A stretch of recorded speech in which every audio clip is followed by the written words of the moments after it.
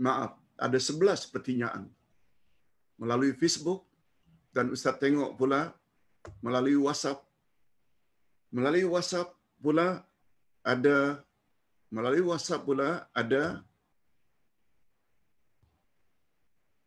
5 pertanyaan.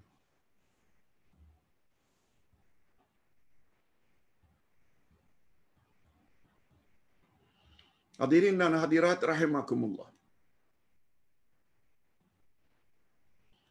Ada satu jemaah dari Johor bertanya, Pak Ustaz, saya tahu kelebihan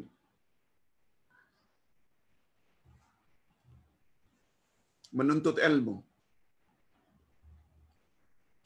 tetapi kadang-kadang kita terpaksa tinggalkan sejenak karena kita ingin melakukan salat duha.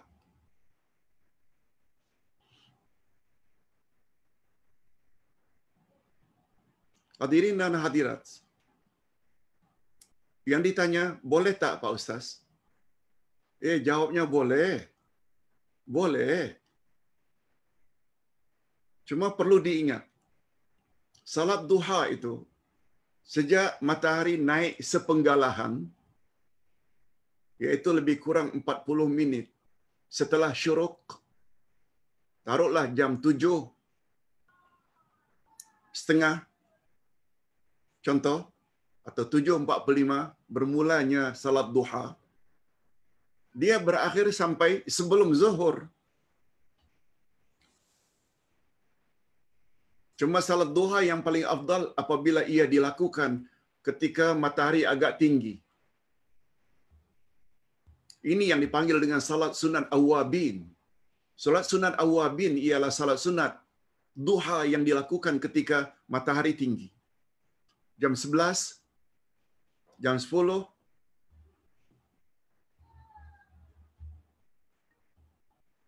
hanya saja karena kita ada program kuliah online jam 10 hingga 12:30. Kita masih boleh buat lagi salat duha 12:30. Sebab zuhur hari ini 1:20, 1:25. Buat salat duha jam 12 pun masih boleh.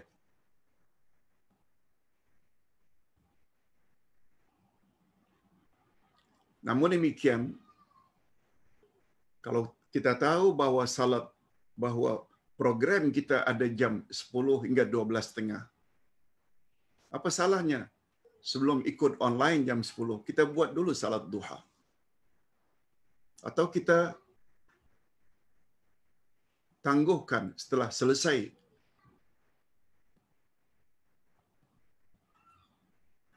kuliah online. Terima kasih. Ini pertanyaan dari Johor.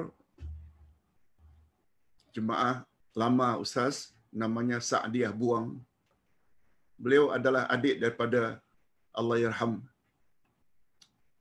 Rafi'ah Buang. Yang kedua, soalan yang kedua. Ada Ustaz cakap salat ba'diyah tak baca surah, hanya salat qabliyah saja ada surah. Sahih ke ini Ustaz? Mohon pencerahan. Ini dari Puan Maimunah dari TTDI, Taman Tun Dr. Ismail. Hadirin dan hadirat, kedudukan baca surah ini dalam salat wajib ke fardu, zuhur, asar, maghrib, isyak, subuh, dalam syarat sunat ke hukumnya sunat.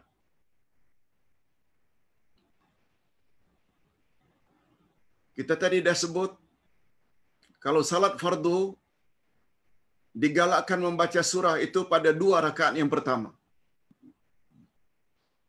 Rakaat yang ketiga untuk maghrib tidak ada surah.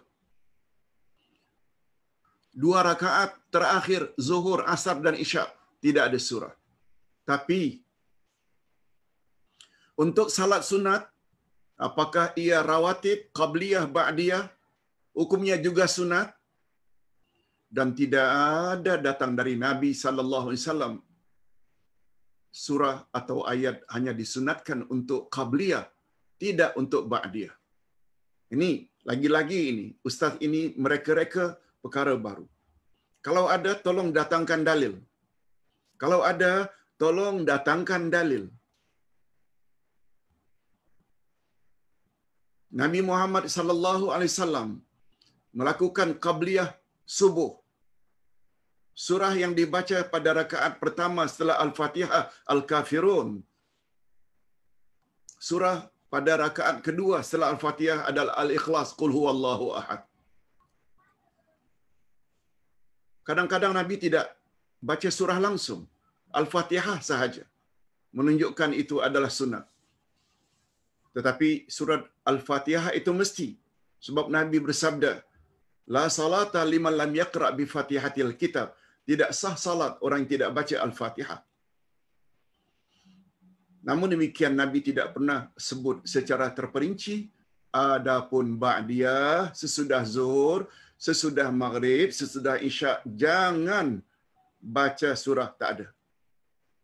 Bila tak ada, maknanya dia kembali kepada hukum asal, sunat membaca surah, tak kira qabliyah atau ba'diyah, before atau after. Yang ketiga, Assalamualaikum Pak Ustaz. Saya Ina Abdul Rahman. Nak minta Ustaz terangkan sedikit tentang beruduk, cara pakai khuf, stokin kulit Rasulullah sallallahu alaihi wasallam. Bagaimana Pak Ustaz? Hadirin dan hadirat, dalam pembahasan uduk, Ustaz memang tidak sentuh banyak tentang bila kita dalam perjalanan memakai khuf. Khuf maknanya sepatu, kasut yang menutup buku lali. Bukan sepatu biasa yang hanya di bawah buku lali. Tak boleh. Itu disapu sebagai pengganti uduk. Tak boleh. Dia mesti yang menutup buku lali. Kata Nabi, menyapu khuf ini di bahagian atasnya sahaja. Semalam kita dah jelaskan kata-kata Sayyidina Ali.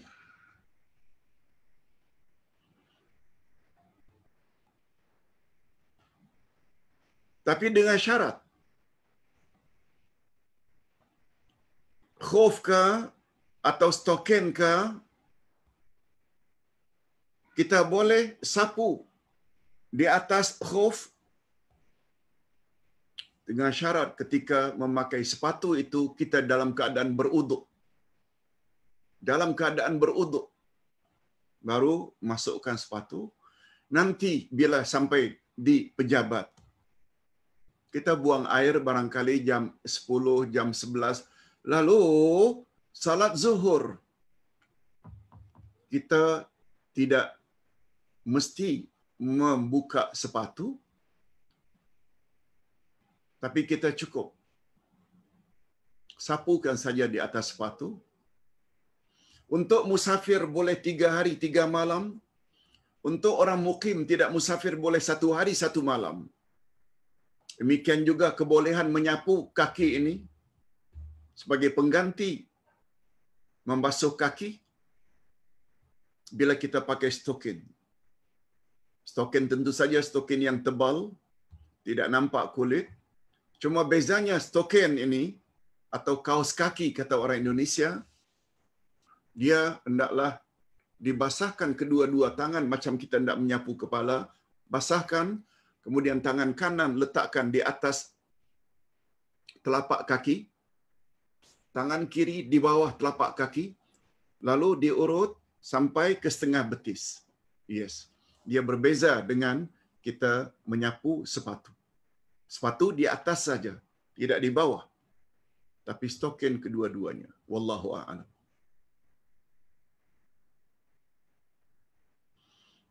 Jika cuaca sejuk melampaui, jika cuaca sejuk melampau, atau kita dalam perjalanan cuaca sejuk, adakah kita boleh gunakan cara ini, Pak Ustaz? Maaf selalu mengganggu dengan persoalan. Terima kasih di atas pencerahannya. Ya, ini maksudnya. Cuma kata Nabi, membasuh atau menyapu sepatu tadi, atau stokin. Bila kita dalam traveling, musafir, boleh 3 hari 3 malam selagi dia tidak dibuka. Sedangkan ketika mukim, hanya sehari semalam sahaja. Wallahu a'lam. Ustaz, mohon pencerahan Pak Ustaz. Saya ingin bertanya, bolehkah kita berdoa macam ini? Pertanyaan ini datangnya daripada Mas Nita dari Plus. Bunyi doanya yang ditanya oleh Mas Nita, Ya Allah, dengan keberkatan Nabi Muhammad sallallahu alaihi wasallam, dengan keberkatan Nabi Muhammad,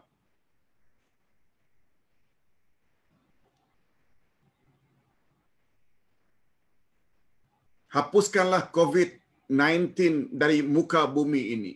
Angkatkan bala atau wabak COVID-19 dari permukaan bumi. Sesungguhnya Engkau yang Maha Kuasa atas segala sesuatu. Ditanya oleh Mas Nita, boleh tak doa seperti ini? Ustaz jawab. Walaupun Ustaz sudah jawab secara peribadi kepada yang bertanya, tapi karena untuk pengetahuan yang lain,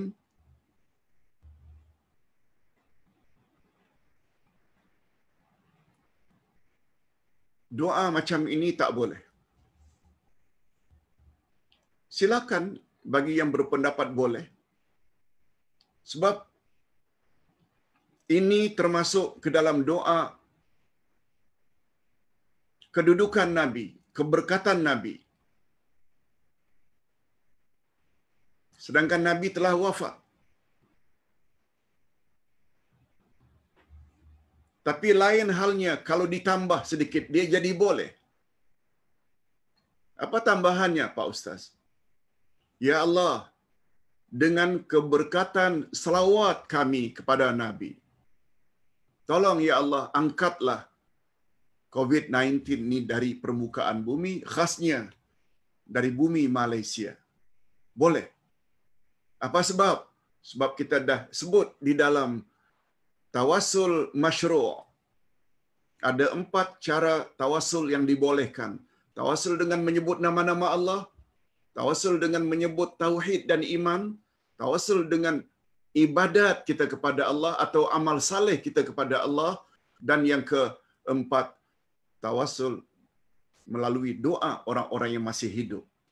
Nah, bertawassul kepada Allah dengan berselawat itu termasuk dalam kategori bertawassul melalui ibadat atau amal saleh.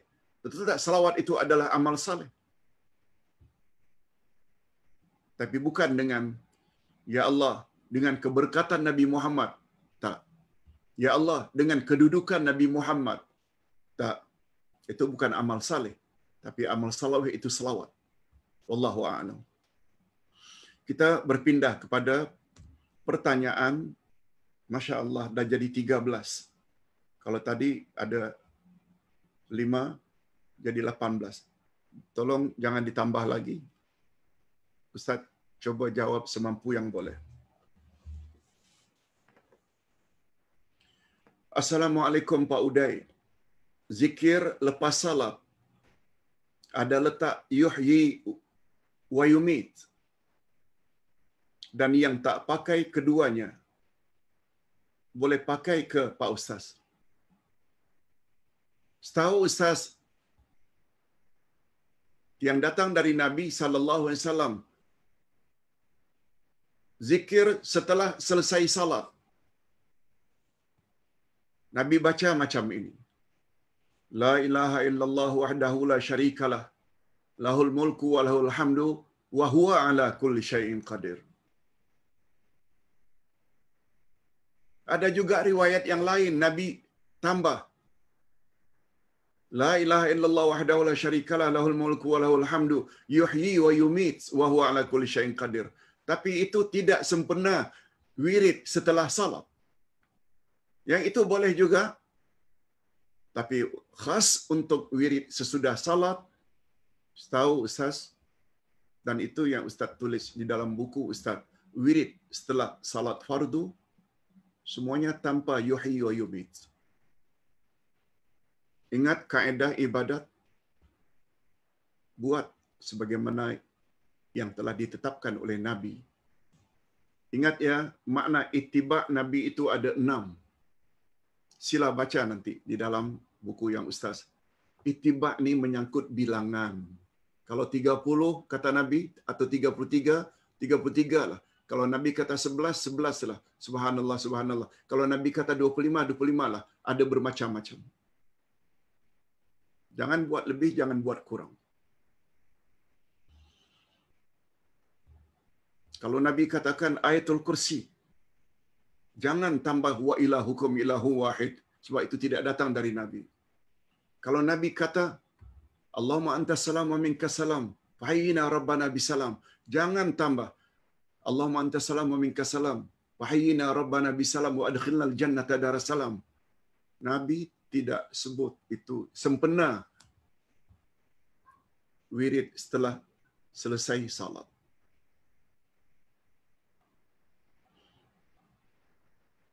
Jadi kembali kepada pertanyaan. Tanyaan yang kedua, Pak Ustaz, imam salat setelah membaca surah Fatihah. Imam salat setelah membaca surah Al-Fatihah menunggu begitu lama baru mula membaca surat Al-Quran. Alasan memberi ruang makmum baca Al-Fatihah. Bagaimana itu Ustaz? Di dalam buku Talbis Al-Iblis ada disebut perkara ini. Ustaz masih teringat lagi kajian Imam Ibnul Qayyim. Nabi SAW setelah waladdallin tidak menunggu. Sekedar wakaf saja waladdallin amin, Nabi langsung baca surah atau ayat. Imam-imam memberi masa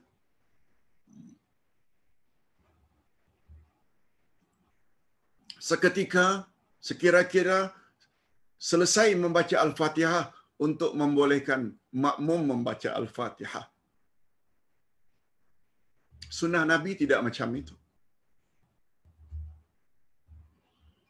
Sebagaimana Ustaz pernah sebut, membaca Al-Fatihah, kalau sekedar Al-Fatihah, walaupun imam sedang membaca surah, tidak mengapa. Ustaz pernah sebut sebelum ini, Nabi merasa terganggu pada salah satu salat subuh. Selesai salat subuh, Nabi menoleh ke belakang. Aku kira kamu orang tadi membaca dengan gemuruh di belakang ketika aku sedang membaca. Lain kali, kalau aku sedang membaca, hendaklah kamu diam, kecuali untuk membaca surat Al-Fatihah. Ini memberi isyarat. Surat Al-Fatihah dibolehkan kita membaca walaupun imam sedang membaca. Wallahu a'lam. Yang ketiga, dalam salat subuh dan salat maghrib, baca zikir La ilaha illallah wahdahu la syarikalah 10 kali tanpa gerak dalam duduk. Mohon penjelasan Pak Ustaz.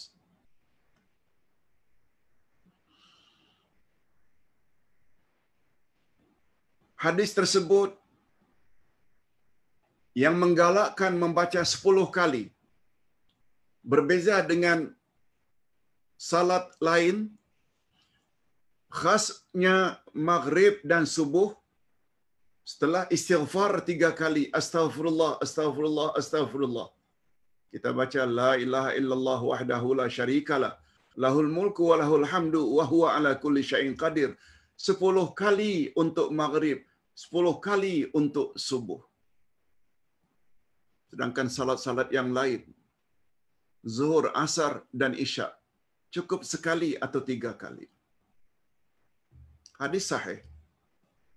Hanya saja adanya galakan kononnya dari Nabi sallallahu alaihi wasallam ketika membaca 10 kali la ilaha illallah wahdahu la syarikalah lahul mulku wa lahul hamdu wa huwa ala kulli syai'in qadir.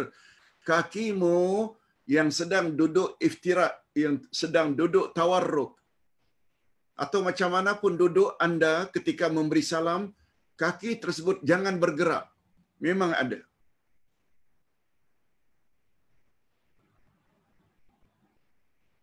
Tapi Ustaz ingin beri pandangan. Kata Imam Nawawi di dalam kitabnya Al-Azkar,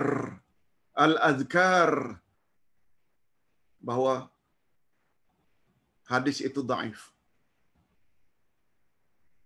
Ada yang mau mengamalkannya untuk mendapat fadilat sesuatu, silakan. Tapi ada pandangan yang mengatakan hadisnya dhaif. Oleh sebab itu, bila setelah istighfar atau setelah salam istighfar, kemudian dia tidak lagi duduk sebagaimana duduk sedia kala, mungkin dia berselimpuh, mungkin dia bersepanggung, mungkin dia duduk iftirash, tidak jadi masalah, sebab bagi mereka kedudukan hadis itu menurut pakar hadis Imam An-Nawawi dalam kitabnya Al-Azkar, hadisnya dhaif. Boleh buat duduk, boleh tidak duduk sebagaimana sedia kala, insya-Allah dibolehkan. Yang keempat, Ustaz, segala jenis salat diambil di Arash. Lalu Jibril menunjukkan cara-cara salat di bumi. Sama ada salat khauf, minta hujan, dan lain-lainnya. Di bumi, begitukah Pak Ustaz? Hadirin dan hadirat rahimakumullah. Yang diajar oleh malaikat Jibril itu kepada Nabi setelah baginda turun dari Isra' Mi'raj adalah salat yang fardu yang 5 yang diwajibkan. Itu yang Ustaz tahu. Tidak salat-salat yang lain. Namun demikian, kaifiat atau cara salat istikharah, salat khauf, salat duha, salat tahajud, salat witir, tetap dari Nabi Muhammad sallallahu alaihi wasallam. Kaifiatnya termasuk salat jenazah. Jibril tak ajar ketika itu. Semua kita tahu salat jenazah tidak ada rukuk dan sujud. Namun demikian, dia termasuk ayat 44 dari surat An-Nahl. Catat. Ayat 44 dari surat An-Nahl berbunyi, wa a'udzu billahi minasyaitonir rajim. Wa anzalna ilaika adh-dhikr litubayyana lin-nasi ma nuzzila ilaihim. Dan kami telah turunkan kepada engkau Al-Quran, wahai Muhammad, supaya engkau perjelaskan kepada umat manusia tentang maksud ayat-ayat tersebut. Kami turunkan kepada engkau, hai Muhammad, Al-Quran, litubayyina linnas. Litubayyin maknanya to explain.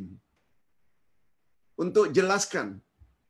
Allah tidak gunakan lituballigha, supaya engkau sampaikan pada umat manusia, bukan. Al-Quran yang diturunkan oleh Allah kepada Nabi Muhammad, Allah surah litubayyina, yang dalam Englishnya to explain clearly. Betul tak salat itu datang daripada Allah? Aqimus salah. Macam mana cara salat? Nabi explain. Wa atuz zakat. Macam mana zakat? Nabi explain caranya. Wa atimul hajja wal umrata lillah. Nabi yang explain bagaimana cara. Namun tentang kaifiat salat yang diajar oleh Nabi dari takbir hingga salam, pada prinsip asalnya adalah salat 5 waktu. Namun demikian, salat istigharah, tahajud, witir, berapa rakaat, bagaimana caranya, salat jenazah, salat ghaib, semuanya itu juga datang dari Nabi sallallahu alaihi wasallam. Kita kena yakin itu. Yang kelima, Assalamualaikum. Bolehkah Uday beri contoh tokok tambah yang dilakukan di dalam ibadah salat?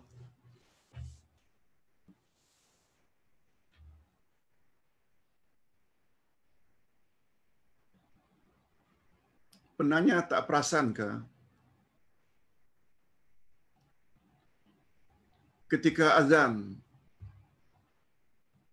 Subhanallah walhamdulillah wa la ilaha illallah wallahu akbar wa la hawla wa la quwwata illa billahil aliyyil azim. Allahu akbar, Allahu akbar. Dari mana ada zikir sebelum azan itu?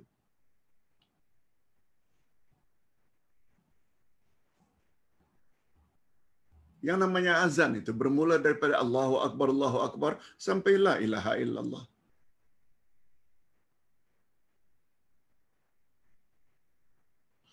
Sebelum memulai salat,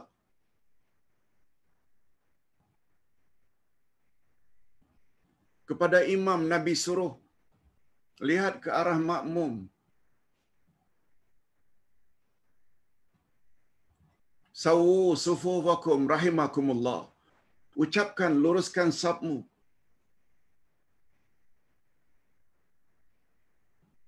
Kemudian menghadap kiblat, pasang niat, takbiratul ihram. Sungguh banyak bacaan-bacaan yang kita dengar melalui mic. Baca inilah, baca itulah sebelum takbiratul ihram.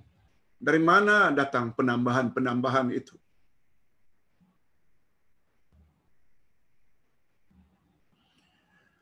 Begitulah seterusnya.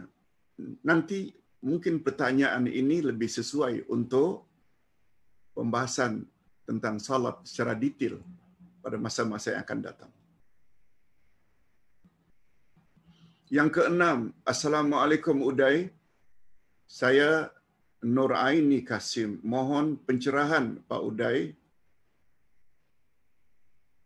Surat Al-Fatihah terbagi 2.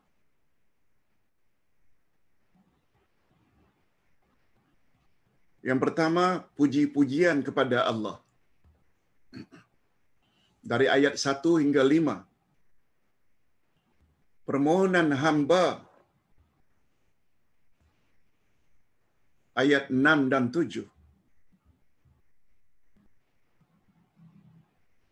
Pertanyaan saya selepas kita menyebut Iyyaka na'budu wa iyyaka nasta'in.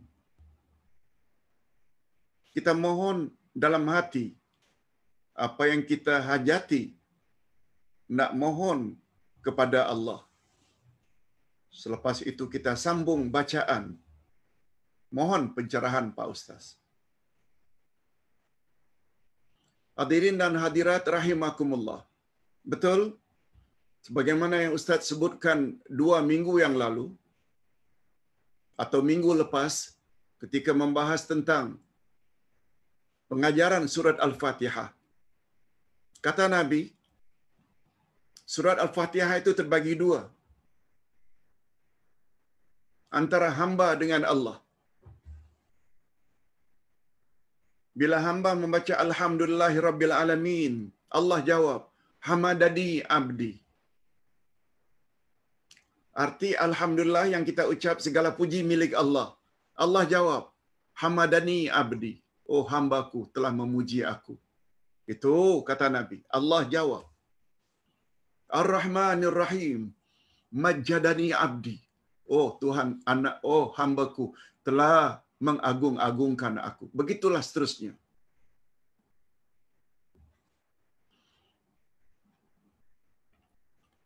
Adapun iyyaka na'budu wa iyyaka nasta'in, itu adalah antara hamba dengan Allah. Hamba memohon pada Allah, Allah akan mengabulkan permohonan mereka. Nah, yang jadi pertanyaan di sini, setelah iyyaka na'budu wa iyyaka nasta'in, boleh tak kita memohon kepada Allah apa yang kita hajatkan? Boleh. Malah mesti, bukan boleh saja, mesti. Permohonan apa Ustaz? Ihdinas siratal mustaqim. Tunjuki kami jalan yang lurus. Itu dia. Kalau tak baca ihdinas siratal mustaqim, ihdinas siratal mustaqim itulah dia permohonan. Jangan tambah-tambah dengan permohonan yang lain. Sebab Nabi Muhammad sallallahu alaihi wasallam tak pernah sebut. Bila dah selesai iyyaka na'budu wa iyyaka nasta'in, awak hendaklah berhenti sejenak, sebut dalam hati apa yang punya hajat. No. Tak pernah datang dari Nabi. Ingat kaedah dalam ibadat. Ibadat semuanya dilarang kecuali bila datang suruhan Allah dan suruhan Nabi. Datangkah suruhan Nabi supaya berhenti sejenak mohon hajat setelah iyyaka na'budu wa iyyaka nasta'in? Itu pentingnya belajar kaedah tadi. Buat bid'ah lagi. Ustaz buat contoh. Kata Nabi, apabila imam setelah membaca waladdallin fa'aminu, maka aminkanlah. Itu sebabnya kata imam waladdallin, kita sama-sama dengan imam amin. Setengah orang berhenti sejenak. Ghairil maghdubi alaihim waladdallin.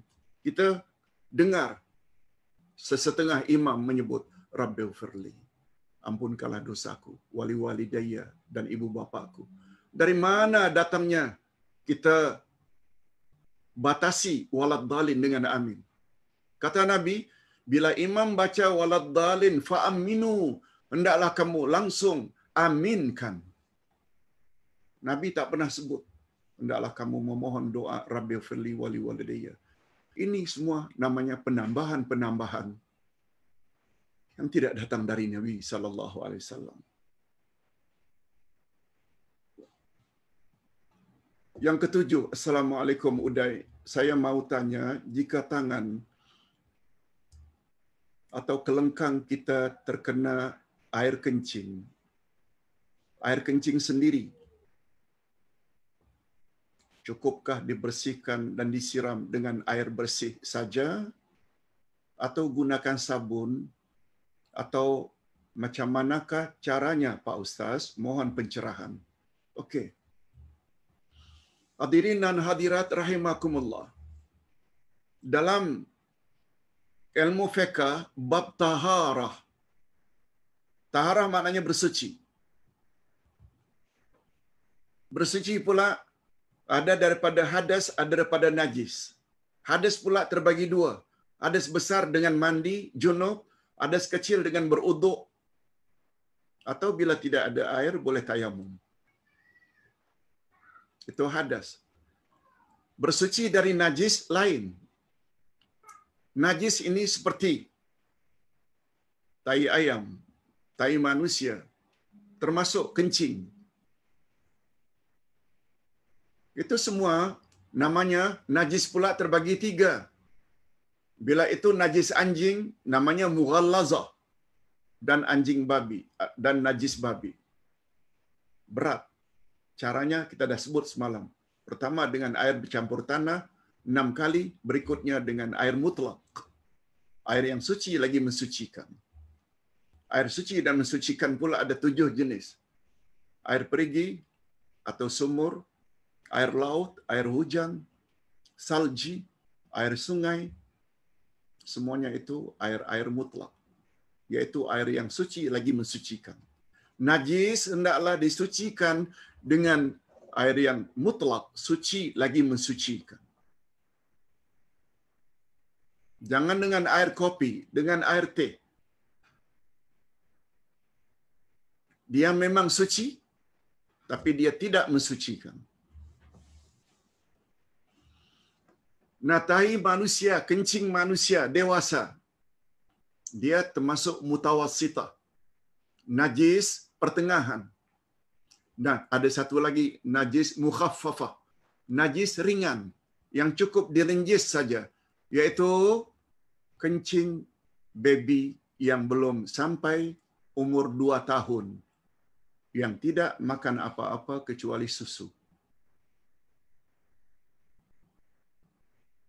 Pertanyaannya, seseorang terkena kencingnya di bahagian kelengkang atau pada tangan, macam mana cara mencucinya? Pertama, kencing orang dewasa dia termasuk najis mutawassitah, najis pertengahan. Syarat bersuci dari najis pertengahan, pertama hendaklah dibasuh dengan air yang mutlak. Apa mutlak tadi? Air paip boleh, air perigi boleh, air sumur, air laut, air sungai boleh, air hujan boleh. Cuma najis pertengahan itu barulah dikatakan suci, bersih bila hilang baunya, hilang warnanya, hilang rasanya. Oleh sebab itu, bila ditanya, cukupkah dibersihkan dan disiram dengan air bersih sahaja, atau gunakan sabun atau macam-macam cara lagi? Tidak semestinya pakai sabun. Darah umpamanya, karena syarat tadi mesti hilang bau, rasa dan warna, dengan menggunakan sabun barulah hilang. Yes, gunakan sabun. Malah kalau tidak ada sabun pun, kita dah bersih. Tapi karena baju kita baju putih, kesannya tetap ada, kata para ulama, itu dimaafkan. Tapi kalau ada sabun, dengan sabun baru hilang, itu yang lebih baik. Dengan kata lain, membersihkan najis kencing orang dewasa tak semestinya pakai sabun. Asalkan hilang saja rasa, warna dan bau, dah boleh kita gunakan untuk beribadat. Wallahu a'lam.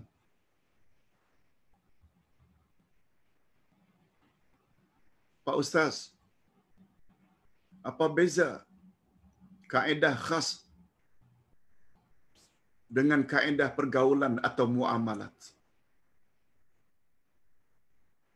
Mungkin pertanyaan ini ada kekurangannya. Apa perbezaannya kaedah ibadah khas? Itu. Ada kata ibadat, bukan kaedah khas. Apakah perbezaan ibadat khas dengan ibadat am, yaitu muamalat? Ustaz dah jelaskan tadi. Ustaz bacakan dalam bahasa Arabnya, al-aslu fil ibadah haramun illa ma amarahallahu wa rasuluh. Asal usul ibadat semuanya haram, tak boleh, dilarang, kecuali jika datang suruhannya dari Allah dan Rasul. Itu sebabnya beribadat mesti tahu dalilnya. Tidak semestinya hafal. Itu sebabnya menekuni buku, mendengar ceramah perlu. Sebab kita perlu. Kita tak ragu-ragu hari ini salat duha, salat tahajud, tahajud witir, qabliyah subuh. Kita yakin tak bahawa semua itu ada dalil? Yakin. Lakukan. walau kita tidak hafal dalil-dalilnya. Hafal bukan suatu kemestian. Itu sebabnya kewajiban terhadap Al-Quran ada 5. Tak ada disebut pun dari 5 ini mesti hafal Al-Quran. Iman, baca, faham, amal, dan sebar-sebarkan. Bukan hafal. Itulah juga prinsip yang Ustaz ingin ajar cara tepat menjawab soalan kubur. Walaupun banyak ayat-ayat Quran yang kita baca, lalu kita imani karena faham maknanya, tak semestinya hafal semua ayat itu baru boleh jawab nanti pertanyaan dalam kubur. Tak. Cukup faham.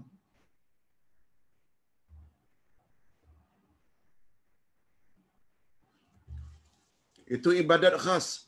Semua tak boleh kecuali bila ada suruhan dan larangan. Itu sebabnya kita kata, awak bila nak beribadat mesti tahu ada dalil. Tak ada dalil, jangan buat. Oh, kami dulu tak tahu sangat, Ustaz. Maklumlah kami orang awam. No problem. Dalam keadaan kita dulu tidak tahu, tak ada masalah. Dengan syarat, bila dah tahu, jangan macam dulu juga. Ilmu ditambah terus, tapi amal tetap macam amalan dulu juga. Oh, bahaya. Salah-salah termasuk ke dalam al-maghdubi alaihim. Orang yang dimurkai Allah. Ilmu banyak tapi tak amalkan. Adapun muamalat, ibadat am. Asal usul ibadat am, iaitu muamalat, boleh semuanya. Nak makan daging apa saja, makanlah. Tapi jangan makan daging khinzir. Jangan makan binatang yang ada taring. Jangan makan binatang yang memakan daging. Jangan makan binatang yang hidup dua alam. Itu saja. Pada asalnya semuanya boleh. Nak minum apa saja minum, itu muamalah. Jangan minum minuman yang memabukkan, itu saja. Agama Islam sebenarnya mudah. Cuma kita saja yang kadang-kadang mempersulitkan. Puncanya karena kecetekan ilmu.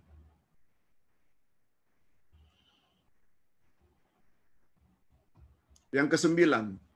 Assalamualaikum Uday, saya ada juga berjumpa dengan suatu keluarga yang membela ternakan seperti ayam, itik dan kambing.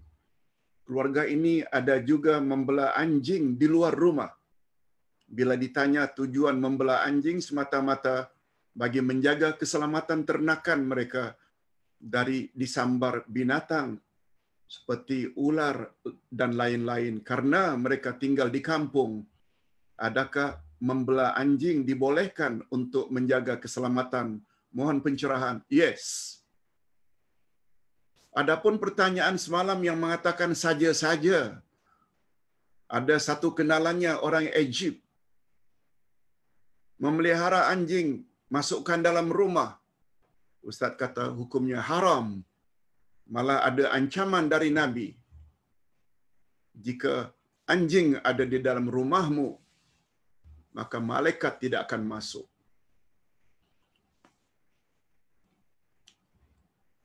Tetapi Islam membolehkan memanfaatkan keterampilan atau skill anjing.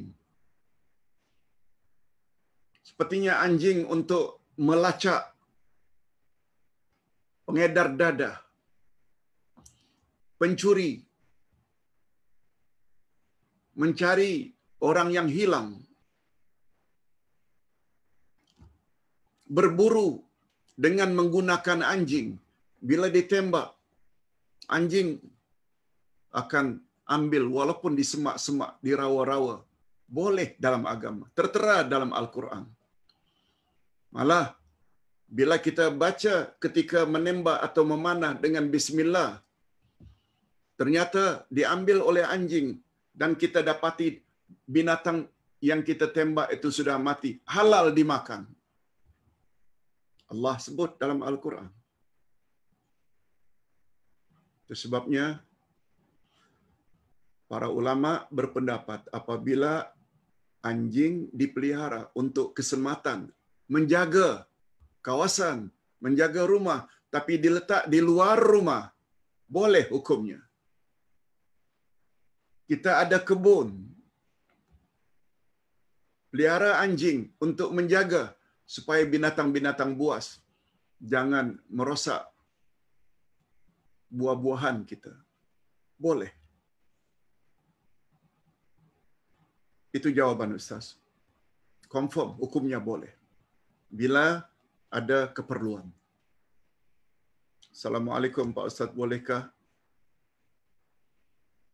atau sahkah seseorang yang tinggal di Johor, Malaysia mengeluarkan zakat hartanya dan zakat hartanya dibagi-bagi di negeri Malaysia sendiri dan di lain negara seperti contoh di Kamboja, India, Lombok, Bangladesh, Thailand dan Batam. Dan Batam itu Ustaz tambah. Sebab banyak juga orang yang memberi untuk pembinaan projek tahfiz di Batam dari Malaysia. Bolehkah Pak Ustaz? Hadirin dan hadirat, semua kita tahu di Malaysia, kalau di Indonesia ada namanya lembaga zakat. Dia akan mengumpul sebagai amil untuk diagih-agihkan. Lembaga zakat. Di Malaysia ada PPZ, Pusat Pungutan Zakat. Kita serahkan, lalu mereka agih-agihkan. Atau kita tahu ada asnaf, secara pasti mereka memang layak karena mereka fakir, mereka miskin, dan. Kan ada 8 asnaf yang layak menerima zakat. Bagi pandangan Ustaz, boleh hukumnya. Walaupun kita keluarkan itu di luar negara. Berapa banyak orang-orang di Arab Saudi yang mengeluarkan zakatnya untuk pembinaan masjid, untuk pembinaan sekolah di Afrika. Alasan mereka tidak salah untuk mengeluarkan zakat kepada pihak yang layak menerimanya walaupun bukan orang dalam satu negeri. Mungkin pandangan ini berbeza dengan setengah ustaz, terserah. Ini pandangan ustaz sebab ustaz yang ditanya. Boleh. Itu sebabnya ustaz di dalam pamflet, di dalam flyer juga sebut, menurut Dr. Yusuf Al-Qaradawi, untuk pembinaan masjid, untuk pembinaan sekolah agama, untuk pembinaan tahfiz, untuk pembinaan rumah sakit atau rumah anak yatim, dia digolongkan ke dalam fi sabilillah. Asnaf fi sabilillah menurut fiqh klasik dia terbatas kepada berperang secara fizikal, beri senjata, beri kenderaan. Tapi kata Dr. Yusuf Al-Qaradawi, yaitu ketua ulama Islam sedunia, dalam kitabnya Fiqhuz Zakat, kata beliau, hari ini kita berperang dengan orang kafir bukan secara fizikal, tapi secara ideologi. Oleh sebab itu, bila kita bertujuan untuk membina ideologi, keyakinan, akidah umat, dan itu tak dapat dilakukan kecuali dengan membuat masjid, membuat sekolah, dan itu juga termasuk dalam fi sabilillah. Sebab kita hari ini bukan peperangan secara fizikal, tapi lebih dikenal dengan al-ghazwul fikri. Al-ghazwul fikri maknanya peperangan ideologi. Wallahu a'lam. Assalamualaikum Pak Uday. Kadang-kadang saya juga pernah terleka dalam salat saya. Selepas membaca Al-Fatihah, saya terus saja membaca ayat. Setelah 2 atau 3 baris membaca ayat, saya teringat itu adalah rakaat yang ketiga. Jika berlaku seperti itu, apa yang mesti dibuat Pak Ustaz? Adakah terus membaca ayat tersebut atau berhenti dan terus rukuk. Jazakallahu khairan. Bagus. Tadi kita dah sebut, membaca ayat atau surah disunatkan pada rakaat kedua dan ketiga. Maaf, pertama dan kedua sahaja. Tetapi Mufti Arab Saudi Syekh bin Baz Allahyarham dalam bukunya menyebut, membawa satu hadis, terkadang-kadang Nabi juga membaca surah pada rakaat yang ketiga dan keempat pada salat zuhur dan asar. Terkadang-kadang, bukan rutin. Oleh sebab itu pertanyaan anda, saya terlanjur membaca setelah Al-Fatihah rakaat ketiga atau keempat. Jawaban Ustaz, teruskan. Tapi jangan lakukan secara rutin. Sekali-sekala ada hadisnya dari Nabi SAW pernah berbuat demikian. Wallahu a'lam. Yang ke-12, second last. Ustaz, ucapan ketika rukuk dan sujud itu perlu bilangan ganjil. Begitukah Ustaz? Jika dilebihkan dari 3 kali. Ustaz ulang. Ucapan ketika rukuk dan sujud, perlukah bilangan ganjil? Oh, maksudnya bacaan dalam rukuk. Subhana rabbiyal a'la wa bihamdi. Perlukah dalam bilangan ganjil? Atau boleh lebih? Bilangan ganjil di sini 1 kali sudah cukup. Sebab kata ulama fiqh 1 kali saja subhana rabbiyal a'la wa bihamdi dalam rukuk, dia sudah memenuhi makna tumakninah. Tapi yang datang dari Nabi sebaiknya 3 kali. Subhana rabbiyal a'la wa bihamdi, subhana rabbiyal a'la wa bihamdi. Tapi ada galakan dari Nabi dalam hadis yang lain supaya kita perpanjangkan rukuk dan perpanjangkan sujud. Sehingga Khalifah Ar-Rashidin yang kelima, siapa dia? Setahu kami 4, Pak Ustaz. Abu Bakar, Umar, Uthman, Ali.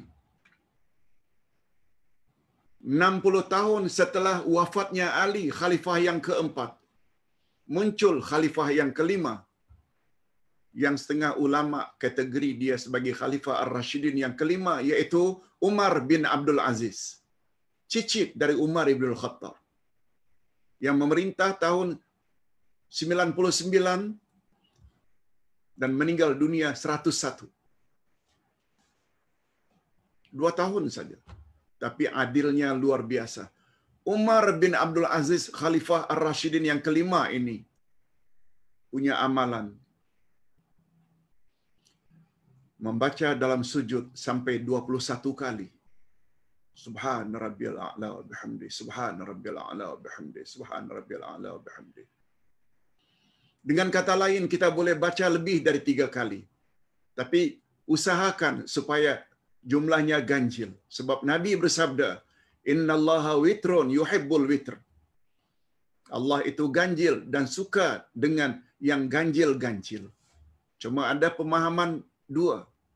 Syekh Ali Jabir Allahyarhamuh memahami hadis itu, Allah itu witir, ganjil, suka kepada witir, maknanya suka kepada salat witir. Yes.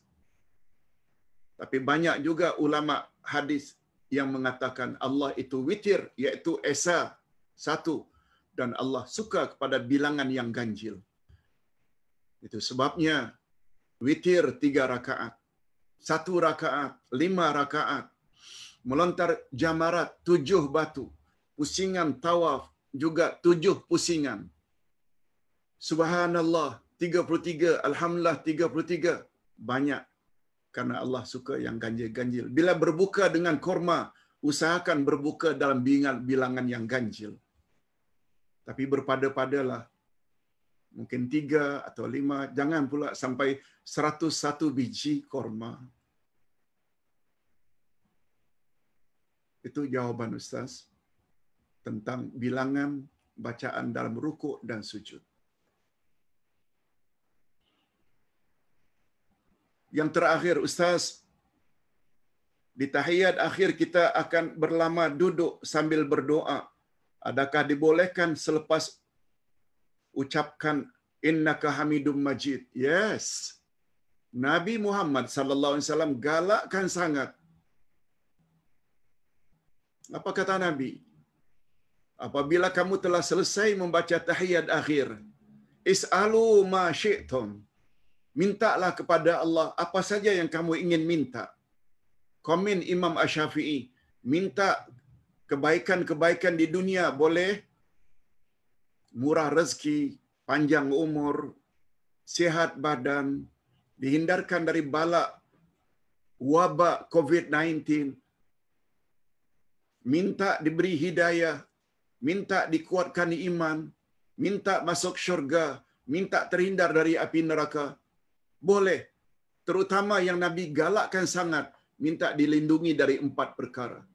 Minta dilindungi daripada azab kubur, azab neraka, fitnah hidup, fitnah mati, dan fitnah dajjal akhir zaman.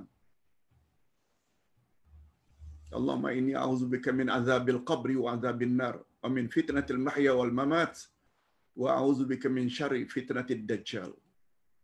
Kata Imam Asy-Syafi'i, lebih dari itu pun mintalah, sebab Nabi gunakan is'alu ma syi'tum.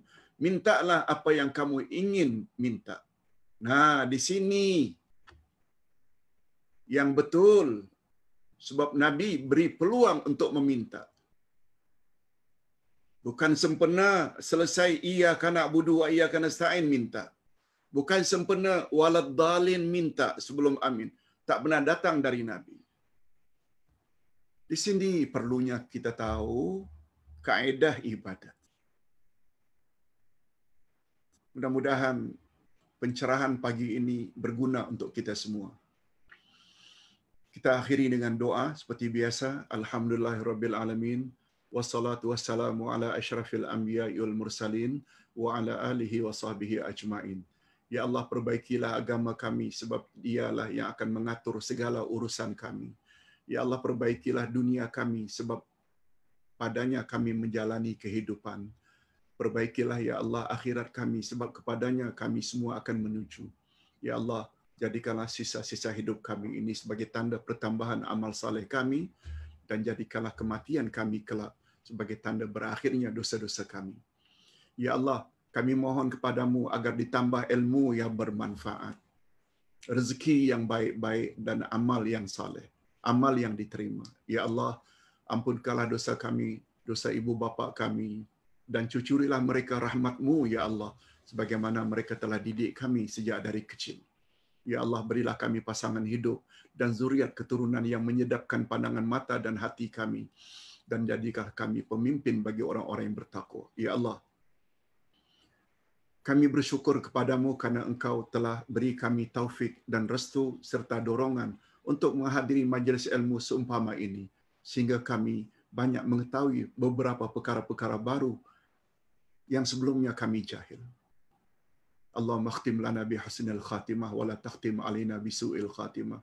Ya Allah, akhirilah hidup kami dalam keadaan yang baik, akhir dalam iman dan amal saleh, dan jangan Engkau akhiri hidup kami dalam keadaan yang tidak baik. Ya Allah, dengan berkat ayat Quran yang kami baca, majlis ilmu yang kami hadiri, dan selawat kami kepada Nabi Muhammad sallallahu alaihi wasallam, kiranya Engkau angkatlah COVID-19 ini dari Malaysia, Indonesia, Saudi Arabia, Brunei, dan semua negara-negara Islam, dan pada umumnya semua negara di dunia ini. Angkatkanlah ya Allah, birahmatika ya arhamar rahimin. Wa sallallahu ala nabiyyina Muhammad wa ala alihi wa sahbihi ajma'in. Walhamdulillah.